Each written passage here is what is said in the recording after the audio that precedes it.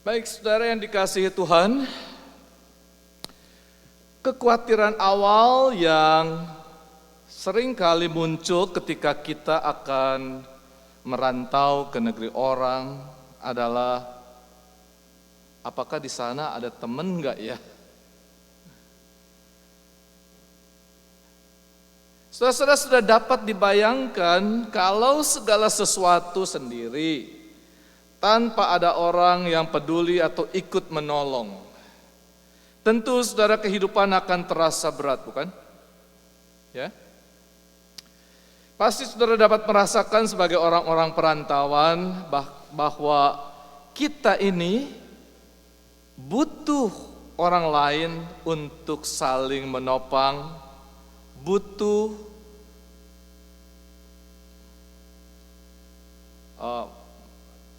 it doesn't work. Oh. Okay.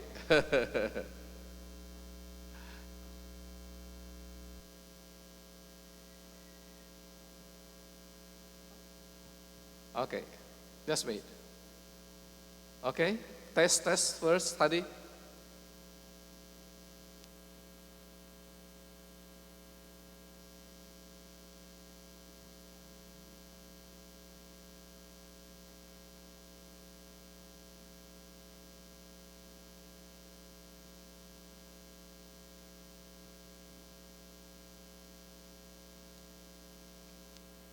Still not working? Sorry, the translating device. Oh, Zoom is not working. Okay.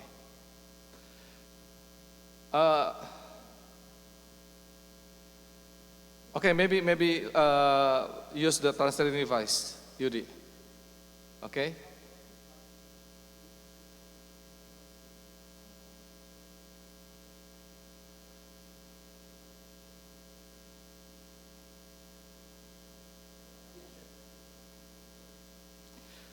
Okay, so I will repeat from the beginning, okay? Baik, saudara yang dikasihi Tuhan, kekhawatiran awal yang sering kali muncul ketika kita akan merantau ke negeri orang adalah apakah di sana ada teman atau tidak? Dan kita sudah bisa membayangkan, saudara, kalau segala sesuatu dikerjakan sendiri tanpa ada orang yang peduli atau ikut menolong, tentu kehidupan akan terasa berat. Nah, saudara pasti bisa merasakan sebagai orang-orang perantauan bahwa kita ini butuh orang lain untuk saling menopang, untuk butuh komunikasi agar kita merasa aman dan nyaman, bukan? Saudara, sedikit cerita dalam perjalanan dari Kalamba ke Manila. Kalamba itu sedikit selatan, dekat Laguna Lake. Naik ke Manila di Filipina, saudara. Saya mendengarkan siaran radio. Mungkin siaran radio ini dari Manado, saudara. Siaran berbahasa Indonesia. Tapi saya bisa dengar dari Filipina. Nah, seorang pastor Indonesia yang pernah melayani di Filipina menceritakan pengalaman yang sedikit konyol, saudara, mengenai orang-orang Indonesia yang merantau di sana. Ceritanya begini. Di sebuah area, salah satu pusat bisnis, ada banyak toko-toko kecil dengan berbagai bisnis. Banyak di antara mereka juga berasal dari negara lain yang mencari penghidupan di area itu. Orang Filipina ini punya usaha salon, saudara, pangkas rambut. Dan bercerita pengalamannya. Katanya suatu hari ada seorang tamu setengah bule asal Itali. Dia mau potong rambut. Sementara potong rambut ia ngobrol dan menceritakan bahwa dia juga buka toko roti yang berjarak 3 toko dari salon ini. Orang Filipina si empunya salon senang. Wah, kita sama-sama usaha di sini, harus saling menolong. Selesai potong rambut, orang Italia ini bertanya berapa ongkosnya. Tapi orang Filipina ini mengatakan, tidak usah, it's free, karena kita ini partner. Wah, tentu saudara, orang Italia ini senang. Besok paginya orang Italia ini mengirimkan sekotak roti kepadanya sebagai ucapan terima kasih. Ada juga orang Jepang yang punya usaha sushi sashimi di area itu. Ia juga berkunjung ke salon itu dan ternyata si orang Filipina ini memperlakukan hal yang sama. Ia tidak mau dibayar karena dia menganggap sebagai partner yang sama-sama mencari penghidupan di area itu. Orang Jepang ini merasa bersyukur karena ia jadi merasa punya teman. Sebagai ucapan terima kasih, maka sore harinya ia mengirimkan sekotak sushi sashimi untuk dinikmati orang Filipina. Rupanya di area itu juga ada orang Indonesia yang membuka usaha. Kantornya tidak terlalu besar, tidak jauh dari salon ini. Dia mendengar cerita dari orang Jepang bahwa pemilik salon ini baik dan mau menggratiskan jasanya kalau memang sama-sama usaha di sana. Maka orang Indonesia ini pun ke salon itu untuk potong rambut. Benar, saudara. Dia pun diperlakukan sebagai partner. Sehingga ia pangkas rambut gratis di sana. Besoknya saudara tahu apa yang terjadi? Pagi-pagi di depan salon sudah antri orang Indonesia. Karena ternyata, saudara tahu bisnis orang Indonesia ini? Bisnisnya adalah biro jasa untuk TKI. Jadi saudara banyak orang Indonesia yang ngantri jadinya saudara. Jadi dia bukan bawa roti, bukan bawa sashimi, tapi dia bawa orang untuk ngantri di sana. Sudah saya tidak tahu ceritanya apakah orang Indonesia ini gratis potong atau tidak, tapi saya kira dia bayar karena pemilik salon ini tentu merasa diberkati melalui kehadiran orang Indonesia ini. Namanya partnership, saudara. Saling berbagi berkat. Nah, saudara dikasihi Tuhan, hari ini kita sampai pada bagian terakhir dari pasal 15.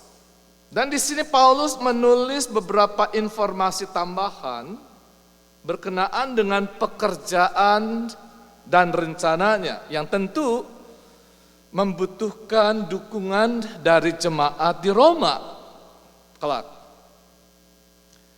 Seakan Paulus saudara menghimbau kepada jemaat di Roma agar kita semua bekerja sama untuk berkat Tuhan. Atau dengan kata lain, marilah kita saling memberkati. Saudara, pertanyaan buat Anda, apakah saudara sudah menerima berkat Tuhan? Apakah saudara suka menerima berkat Tuhan? Saudara, saya pernah ke gereja yang menerima berkat Tuhan itu menjadi tujuan utama mengapa jemaat pergi ke gereja tersebut. Ya, saya pikir saudara, memang kita semua ingin selalu menerima berkat dari Tuhan, bukan? Kita berdoa agar Dia memberkati kita, namun mungkin pertanyaan yang lebih baik adalah apakah kita juga sudah menjadi berkat Tuhan bagi orang lain? Apakah kita telah menjadi alat di tangan Tuhan untuk menjadi saluran berkat bagi orang lain? Sebagai seorang yang bertumbuh dewasa secara iman, maka saudara punya kewajiban untuk bekerja sama demi misi gereja atau misi keselamatan untuk memberkati orang lain. Lagi pula saudara, itulah yang menjadi janji Tuhan kepada Abraham ribuan tahun yang lalu, Kejadian 12 ayat 1-3. Dan melalui keturunannya bangsa-bangsa menerima berkat. Dan itu digenapi saudara di dalam Yesus Kristus. Melalui Dia maka kita sebagai cabang-cabang liar, ya kita Paulus pakai istilah ini, sebagai cabang-cabang liar, wild branches, itu dicangkokkan ke dalam pokok zaitun dan menerima warisan iman yang membawa kita pada keselamatan. Nah, saudara yang dikasihi Tuhan, mari kita membahas pokok-pokok penting yang hendak Paulus sampaikan dalam perikop yang kita baca hari ini. Pertama, saudara, Paulus mengajak agar kita work together for God's work. Saudara, pernahkah Anda sangat ingin melakukan sesuatu tetapi tidak bisa? Misalnya, Anda sangat ingin nonton pertandingan, katakanlah, atau konser, tetapi Anda tidak bisa hadir karena ada komitmen lain. Nah, saudara, pada perikop ini Paulus menulis dalam pembukaannya bahwa ia ingin mengunjungi gereja di Roma, namun dia tidak bisa melakukannya. Roma 1 ayat 13. Alasannya karena Paulus sangat sibuk memberitakan Injil Yesus Kristus kepada mereka yang belum mendengar tentang Kristus di Asia Kecil. Nah, saudara, di Asia Kecil, mulai dari sini, saudara, penginjilan terjadi, mulai dari perjalanan pertama dan kedua ke sini, saudara. Paulus ingin pergi ke Roma, tetapi belum sempat, saudara. Karena bagi Paulus prioritas utamanya adalah memberitakan kabar baik tentang Yesus Kristus di tempat-tempat yang belum pernah terjangkau. Saudara bisa baca kembali yang minggu lalu, ya, Roma 15 ayat 20-21. Dan Paulus mempunyai hati seorang misionari dan dia ingin membagikan kabar sukacita ini kepada mereka yang belum pernah mendengar tentang Yesus Kristus, Tuhan dan Juru Selamat dunia. Pekerjaan itu menghalangi Paulus untuk mengunjungi gereja di Roma. Mari saudara kita baca ayat 22-24.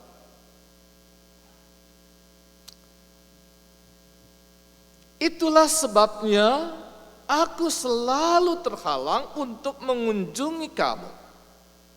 Tetapi sekarang karena aku tidak lagi mempunyai tempat kerja di daerah ini, maksudnya di tempat yang tadi di Asia Kecil, di Asia Minor, ya. Dan karena aku telah beberapa tahun lamanya ingin mengunjungi kamu, aku harap dalam perjalananku ke Spanyol, aku dapat singgah di tempatmu. Jadi rupanya Paulus punya harapan untuk melakukan perjalanan ke Spanyol, saudara. Jadi di sini Roma, dia sebetulnya maunya ke sini, saudara. Dan dia akan berkunjung ke Roma dulu.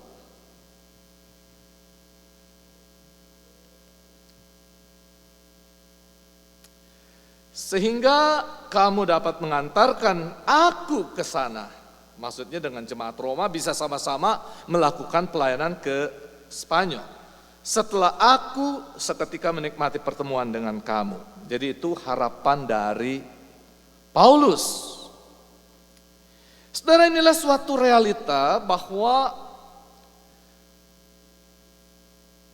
Tuhan tidak selalu mengirim kita ke tempat yang kita inginkan. Ingat Yunus, saudara, Tuhan menyuruh Yunus ke tempat yang Yunus tidak suka untuk melakukannya, ke kota Niniwe, supaya penduduk kota itu bertobat. Paulus bertahun-tahun ingin pergi ke Roma. Jadi pada masa itu, saudara, pergi ke Roma itu merupakan sebuah harapan orang-orang, kepengen pergi ke ibu kota, ke Kaisar Roma. Namun Paulus mempunyai tanggung jawab lain yang menghalanginya. Tapi itu tidak berarti Paulus tidak mau pergi, bukan berarti begitu. Dia hanya punya prioritas yang Tuhan sendiri mengutus dia untuk mengerjakannya. Tuhan menaruh di hati Paulus pelayanan untuk membangun jemaat-jemaat baru yang belum ada sama sekali. Namun saudara yang dikasihi Tuhan, Paulus juga menyebutkan bahwa sekarang tidak ada lagi tempat untuk bekerja di tempat yang dia layani. Maksudnya semua yang dia ingin kunjungi itu sudah terpenuhi semuanya. Sudah full. Saudara coba pikirkan, pernahkah saudara merasa tidak ada lagi pekerjaan yang harus Anda lakukan? Pernah saudara merasa begitu?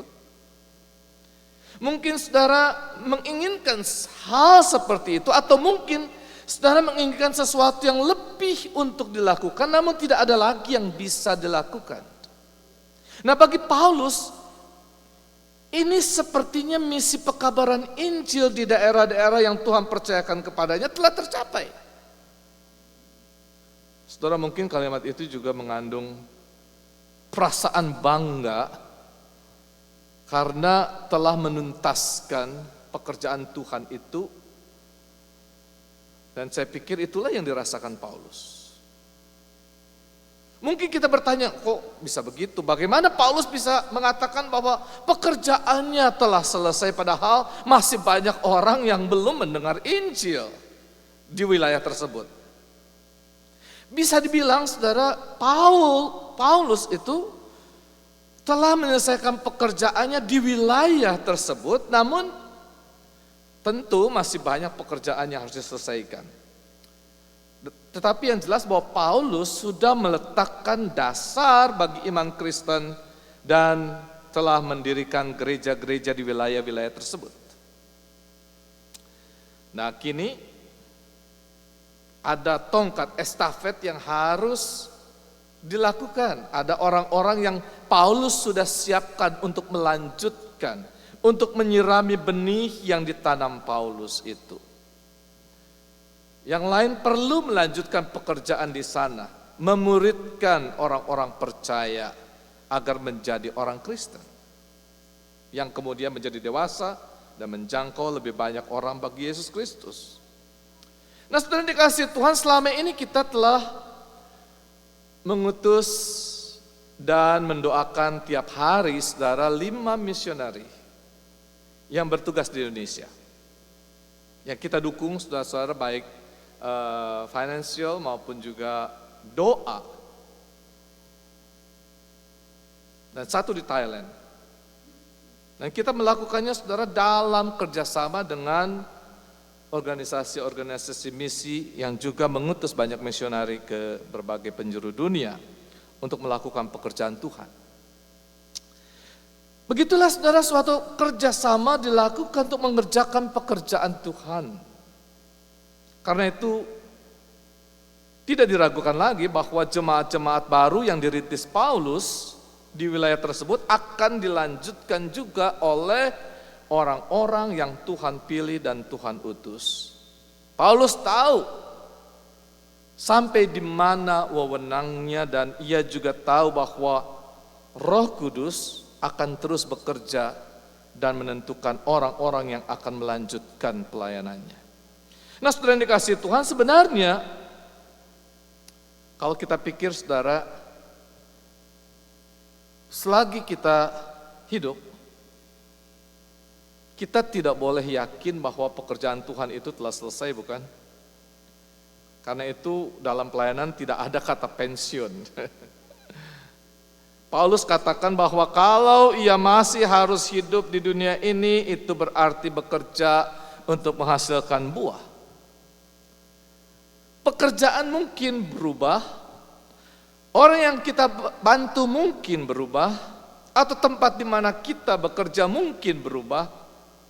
Namun kita masih memiliki pekerjaan yang harus diselesaikan sampai Yesus datang kembali. Saudara, ada banyak pelayanan yang bisa kita kerjakan untuk memuliakan Tuhan. Saya percaya bahwa Tuhan telah menempatkan gereja ini di sini untuk membantu mereka yang membutuhkan. Saudara, beberapa minggu yang lalu ketika saya parkir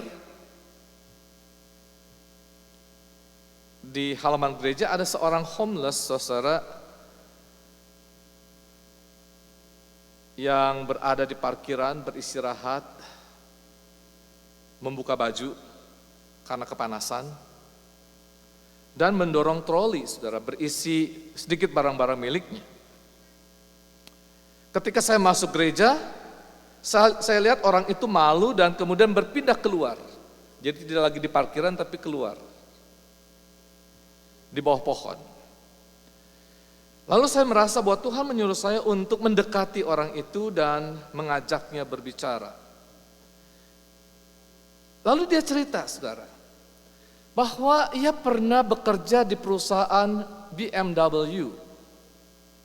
Tapi diberhentikan saat krisis tahun 2016. Jadi banyak yang lay off. Dan selama 6 tahun ia menganggur dan masih bisa tinggal di apartemen di sekitar sini, saudara. Ada apartemen, dia tinggal di situ. Sampai akhirnya di tahun 2022. Dia tidak sanggup lagi membayar dan kemudian dia harus keluar dari apartemen itu, terlunta-lunta. Saya ajak orang itu untuk masuk ke dalam, saudara, ke gereja, tapi dia malu. Saya katakan, nggak apa-apa, masuk aja, gitu.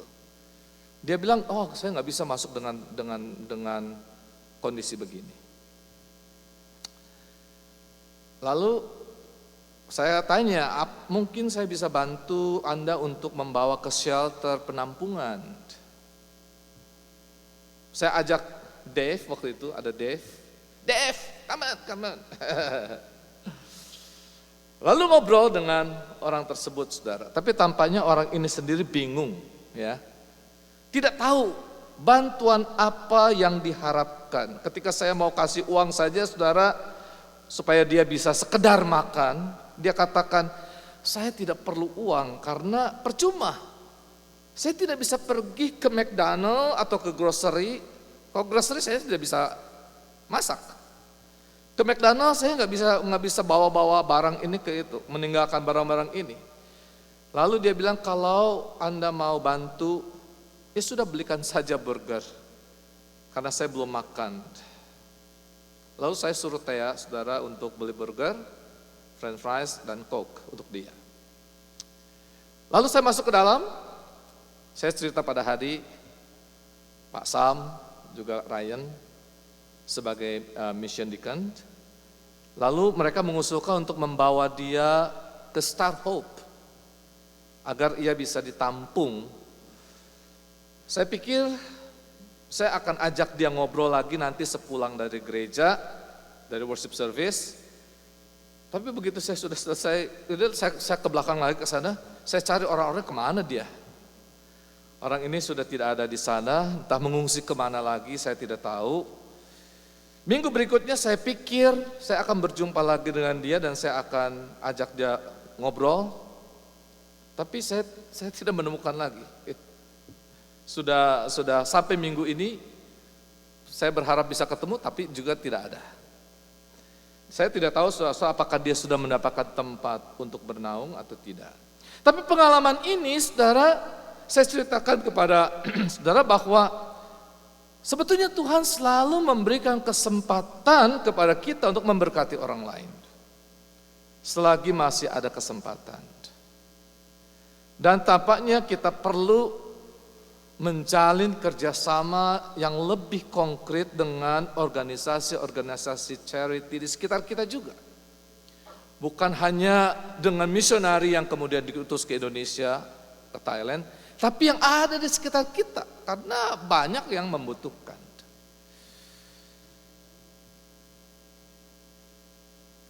Yang berikutnya, saudara, yang kedua, Paulus menasihati agar kita work together to bless others.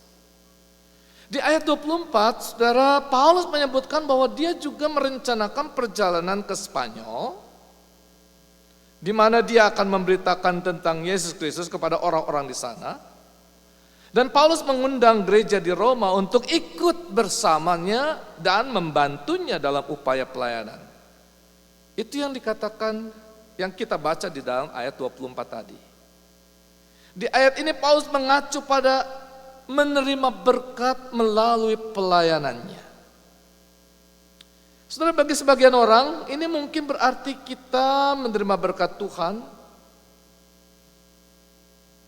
Tapi sungguh maksudnya di sini adalah kita bekerja sama untuk memberkati orang lain. Gereja harus berkeinginan dan berupaya untuk menjadi berkat bagi orang lain. Bukankah isi dari janji Tuhan kepada Abraham bahwa melalui keturunannya yang kemudian digenapi di dalam diri Yesus Kristus, ia menjadi berkat bagi dunia. Karena itu gereja sebagai tubuh Kristus seharusnya melanjutkan misi Kristus untuk menjadi berkat bagi dunia. Saudara lihat ayat 25-27. Saya bacakan, saudara, bahasa Indonesia. Tetapi sekarang aku sedang dalam perjalanan ke Yerusalem. Jadi saudara, Paulus ketika menulis surat ini sedang dalam perjalanan ke Yerusalem. Kesini, dalam perjalanan ini saudara.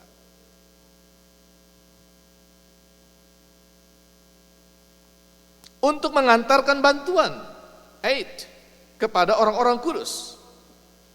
Sebab Makedonia dan Akhaya telah mengambil keputusan untuk menyumbangkan sesuatu kepada orang-orang miskin di antara orang-orang kudus di Yerusalem.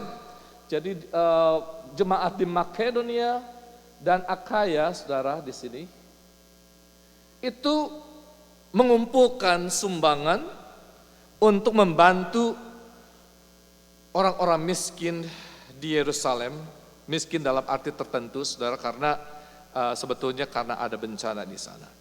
Nah, keputusan itu memang telah mereka ambil, tetapi itu adalah kewajiban mereka. Sebab jika bangsa-bangsa lain telah beroleh bagian dalam harta rohani orang Yahudi, maka wajiblah juga bangsa-bangsa lain itu melayani orang Yahudi dengan harta duniawi mereka.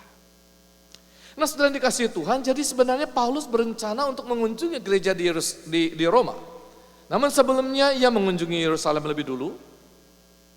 Ada banyak orang miskin dan orang Kristen yang tinggal di Yerusalem mengalami kesulitan akibat bencana kelaparan.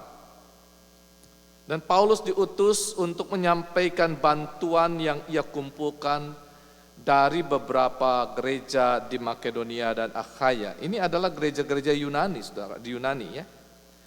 Sekitar 3.000 mile dari Yerusalem. Saudara-saudara bisa bayangkan dari Yerusalem sini itu 3.000 mile kemari, saudara. Jangan bayangkan pakai pesawat terbang. Tapi pakai sebagian jalan, sebagian dengan kapal laut. Kapal layar.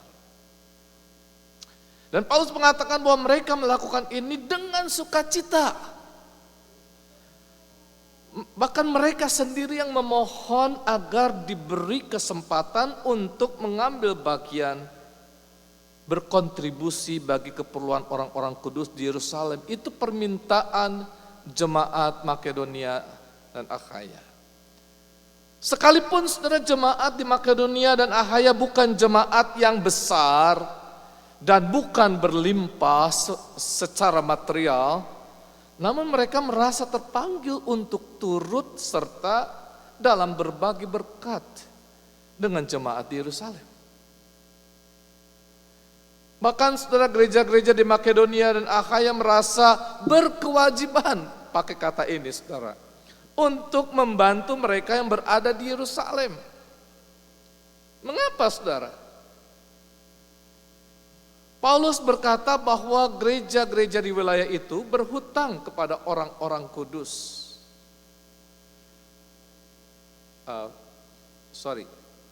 Just a minute. Somebody can open the door. John outside. Okay, thank you, Yudi.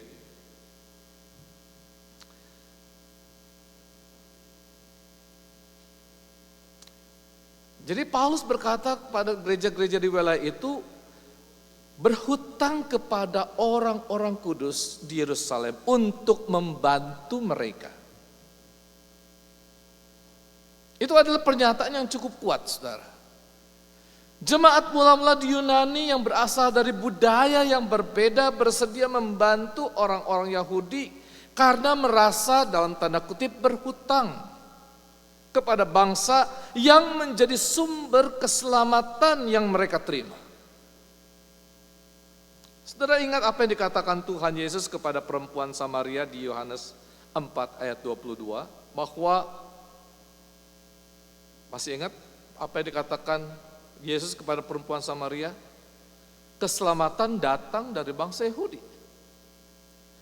Saudara, Paulus mungkin melihat hal ini sebagai suatu hutang karena bangsa-bangsa bukan Yahudi telah dicangkokkan ke dalam pohon zaitun milik Allah.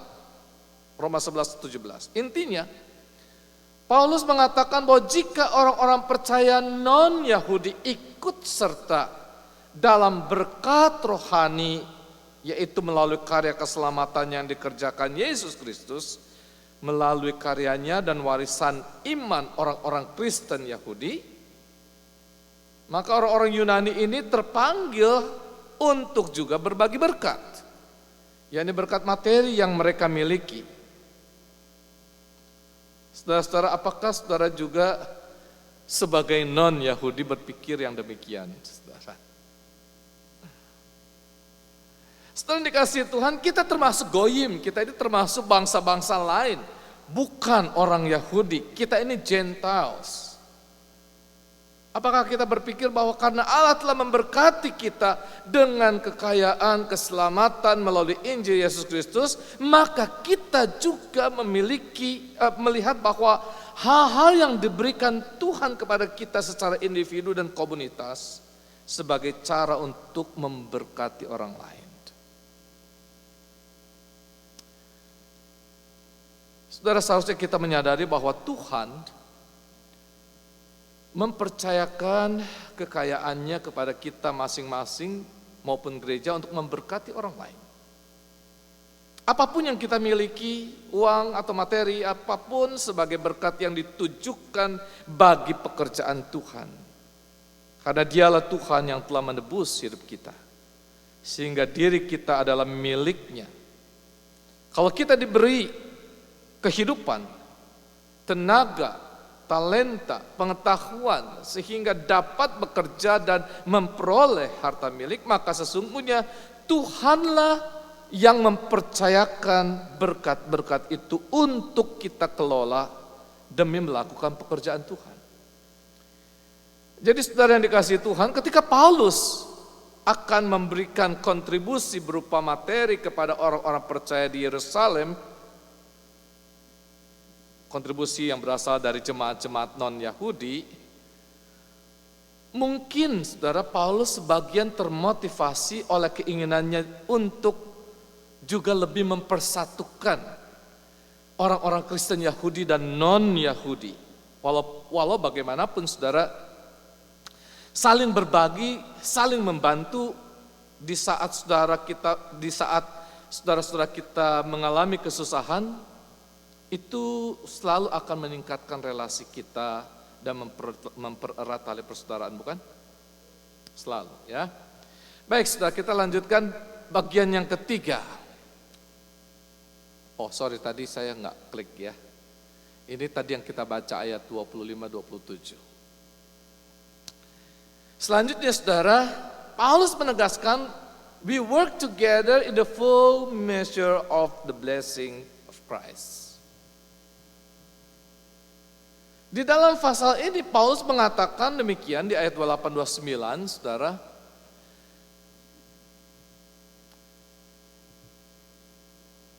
Apabila aku sudah menunaikan tugas itu dan sudah menyerahkan hasil usaha bangsa-bangsa lain itu kepada mereka, aku akan berangkat ke Spanyol melalui kota kamu, melalui Roma maksudnya.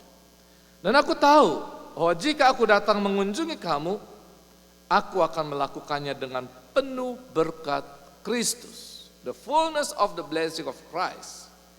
Saudara, kita baca di sini seakan Paulus yakin bahwa ketika nanti ia tiba di Roma untuk mengunjungi gereja di sana, dia akan datang dengan kepenuhan berkat Kristus. Saya pikir saudara mungkin saat itu Paulus belum menyadari bahwa perjalanannya ke Roma kelak bukan lagi seperti perjalanan misi pertama dan kedua, melainkan dia akan berangkat ke Roma sebagai tawanan, saudara. Sebagai tawanan dengan rantai. Kita tahu saudara di dalam Kisah Para Rasul bahwa berkat Kristus ini mencakup perjalanan yang berbahaya di laut. Dia dalam keadaan terikat rantai sebagai tahanan dan beberapa kali menghadapi maut. Dan Paulus datang ke Roma dalam keadaan dirantai, namun yang menarik adalah dia tetap bersuka cita dan memandang semuanya itu sebagai bagian dari berkat Kristus. Wah, saudara, itu luar biasa. Bagi Paulus mengalami penderitaan, nah di sini poinnya, saudara. Bagi Paulus mengalami penderitaan seperti Kristus adalah suatu kehormatan yang patut disyukuri, karena di balik penderitaan Kristus di sana ada kemuliaan kekal. Setelah dikasih Tuhan, mungkin terkesan agak aneh buat kita, saudara. Apakah kita melihat kesulitan, penderitaan dan penganiayaan sebagai berkat Tuhan enggak, saudara? Apakah kita percaya bahwa apapun yang terjadi pada diri kita selama kita berbakti kepada Yesus Kristus sebagai Tuhan dan Juru Selamat kita, maka kita merasakan adanya berkat Tuhan yang sangat luar biasa, sekalipun mungkin dunia memandangnya sebagai suatu penderitaan. Tapi Paulus sangat menyadari bahwa penderitaan dunia ini tidak sebanding dengan kemuliaan yang akan Allah nyatakan kepada kita di masa depan, saudara. Roma 8 ayat 18. Dan yang terakhir, saudara, Paulus menasihati begini. Work together in prayer and fellowship. Sering dikasih Tuhan, seringkali kita berpikir bahwa tugas kita sebagai orang percaya hanyalah berbagi berkat dengan mempersembahkan uang untuk suatu pelayanan. Namun Paulus menegaskan bahwa ada hal penting lain yang menjadi tugas panggilan kita. Lihat saudara di ayat-ayat berikut ini. Ayat 30-33, saudara. Tetapi demi Kristus Tuhan kita dan demi kasih Roh aku menasihatkan kamu, saudara-saudara, untuk bergumul bersama-sama dengan aku dalam doa kepada Allah untuk aku. Supaya aku terpelihara dari orang-orang yang tidak taat di Yudea. Dan supaya pelayananku untuk Yerusalem disambut dengan baik oleh orang-orang kudus di sana. Agar aku yang dengan sukacita datang kepadamu oleh kehendak Allah, beroleh kesegaran bersama-sama dengan kamu. Allah sumber damai sejahtera menyertai kamu sekalian. Amin. Nah, saudara, Paulus menegaskan bahwa gereja adalah persekutuan orang percaya yang telah diselamatkan oleh penebusan di dalam Yesus Kristus. Sehingga di dalam mengerjakan keselamatan ini kita harus saling mendukung. Dan Paulus menyebutkan bahwa gereja harus berjuang bersama-sama dalam menghadapi pergumulan di dunia. Kita harus bekerja sama untuk melakukan pekerjaan Tuhan. Dan perjuangan bersama ini mencakup juga doa yang paling penting, saudara. Kita harus berdoa bersama-sama untuk satu sama lain dan untuk pekerjaan yang Tuhan telah panggil untuk kita lakukan. Karena itu saudara dikasih Tuhan, melalui suratnya kepada jemaat di Roma, Paulus meminta agar mereka turut mendoakan berkenaan dengan beberapa permasalahan tertentu. Dia meminta agar jemaat di Roma itu berdoa agar dia dilindungi dari orang-orang Yahudi yang menentang pelayanannya kepada orang-orang yang bukan Yahudi. Jadi ada kesan seperti itu, dan Paulus merasa bahwa dia terancam dan minta dukungan doa. Paulus menghadapi banyak pertentangan dalam pelayanannya dan dia membutuhkan dukungan doa dari prayer warriors jemaat di Roma, saudara.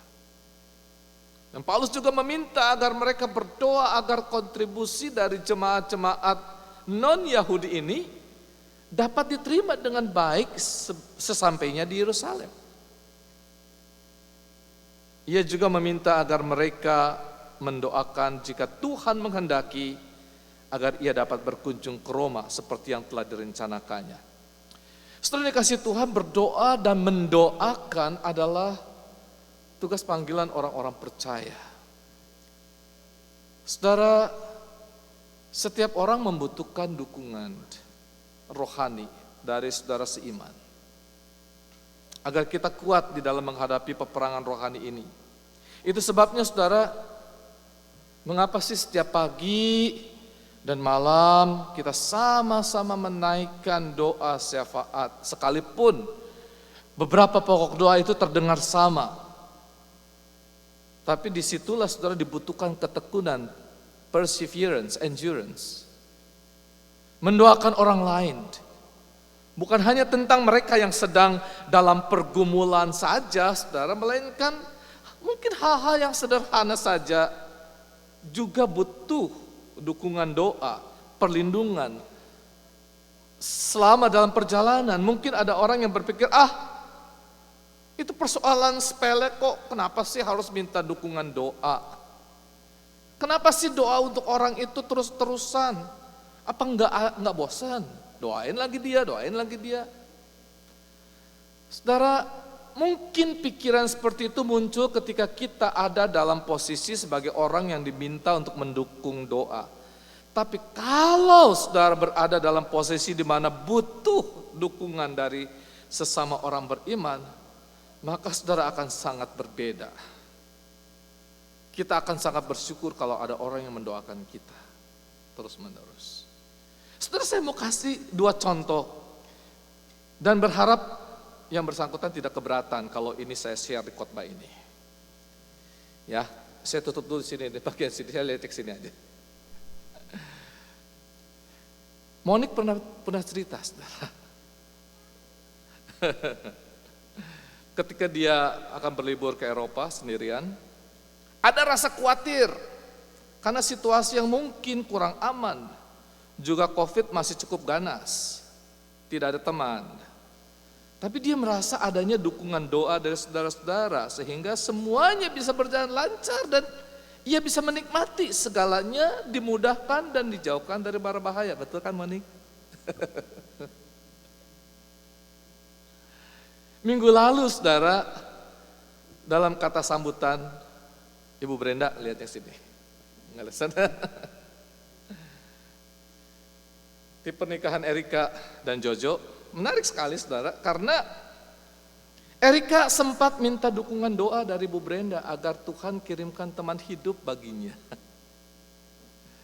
Bu Brenda komitmen mendoakan bertahun-tahun sampai akhirnya terjawab juga Desember tahun lalu ya. Dan minggu lalu mereka mengucapkan janji nikah di altar. Mungkin ada orang yang berpikir, masa sih mau jalan-jalan saja minta didoakan? Masalah jodoh aja mesti minta dukungan doa orang lain. Masa sih mau cabut gigi saja minta dukungan doa? Manja amat sih. Masa sih mau interview urusan kerja aja minta dukungan doa? Lebay amat sih. Masa sih anak sakit perut enggak masuk sekolah minta dukungan doa?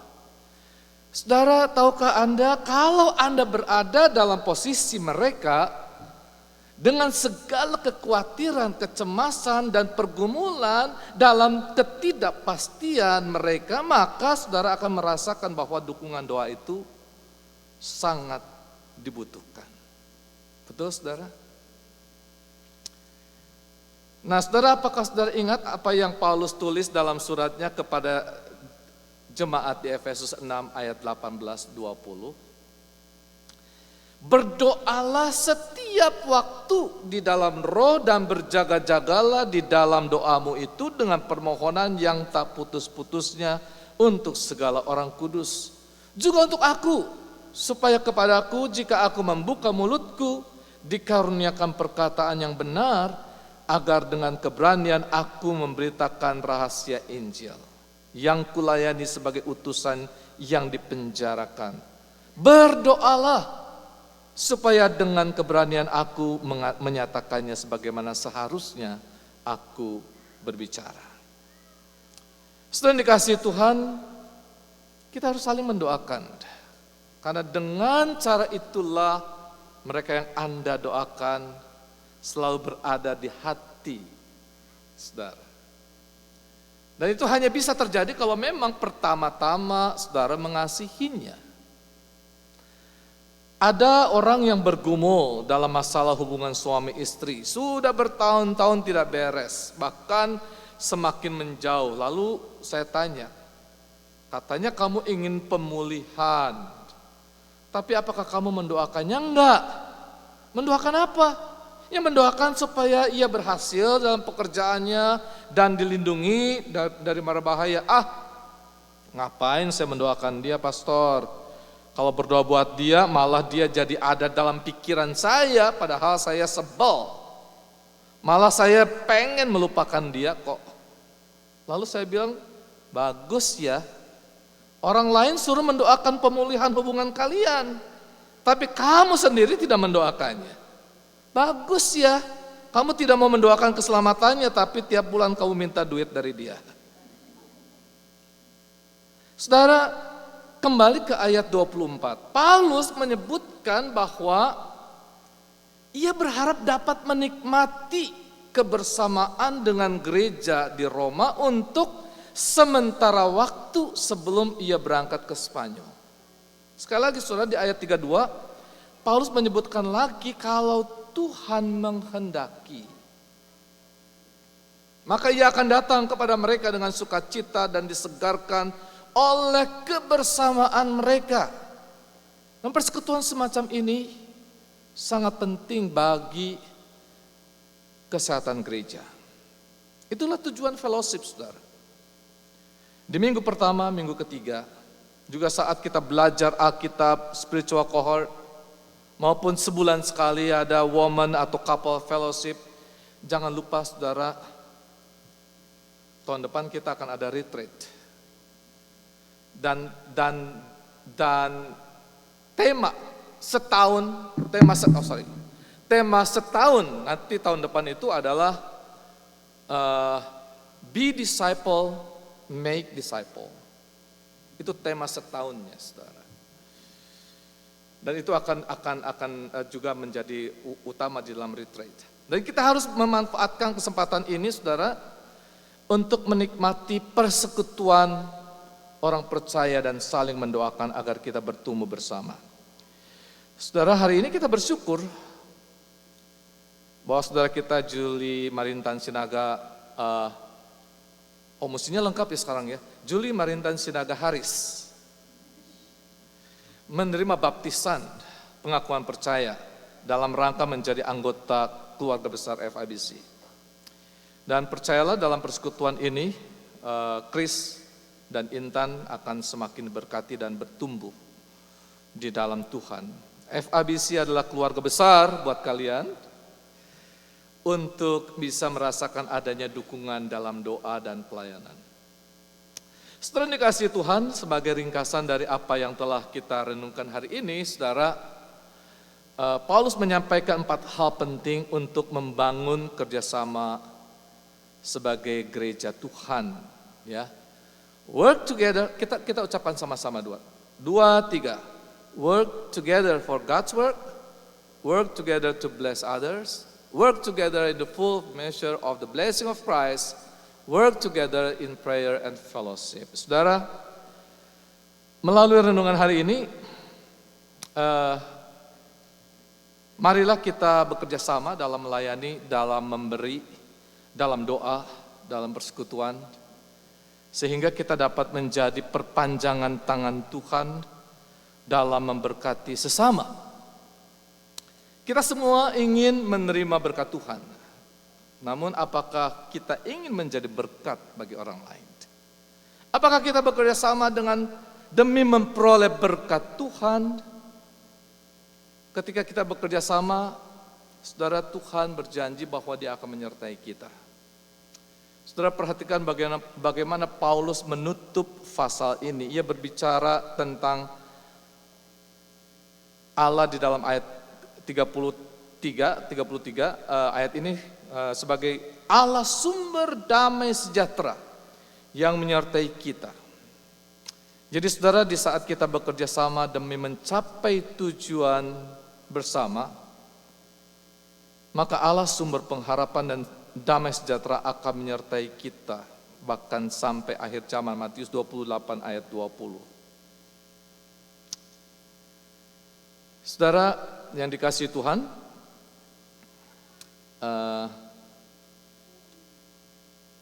I like to close my sermon by sharing a German song. This is a German song composed by Martin Schneider. Einzig das man Gemeinde nennt. Yeah. For we are, as a church, fellowship of believers, we are like a ship, ein Schiff, in the ocean. We must work together for God's work, to bless others in prayers and fellowship. Ini originally songsnya seperti ini, saudara-saudara. Ein Schiff, das sich Gemeinde nennt, verdurst das Meer der Zeit. A ship called the church sails through the sea of time. Das Ziel, das ihm die Richtung weisheit Gottes Ewigkeit. Yeah. The goal that guides him is called God's eternity. Das Schiff, es fährt vom Sturm bedroht durch Angst not ungefährdet. Yeah. The ship sails in threatened by the storm, threatened by fear, distress, and danger. Wow. Verzweiflung, Hoffnung kam und sich, so fair as Jahr Jahr. Despair, hope, struggle, and victory. That's how it goes year after year. Yang menarik, saudara, di bagian chorusnya, bleibe bei uns Herr, bleibe bei uns Herr, denn sonst sind wir allein auf der Fahrt durch das Meer, bleibe bei uns Herr. Yeah, stay with us Lord, stay with us Lord.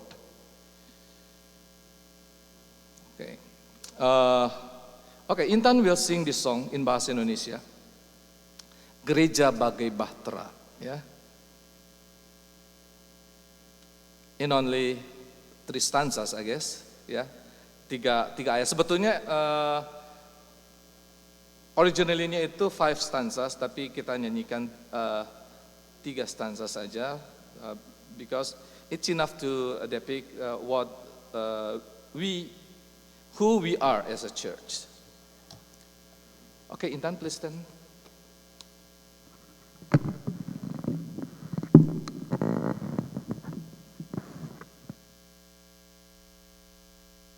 Takutnya nggak degung kena speaker. Oh, di sana di belakang. Iya. Oke.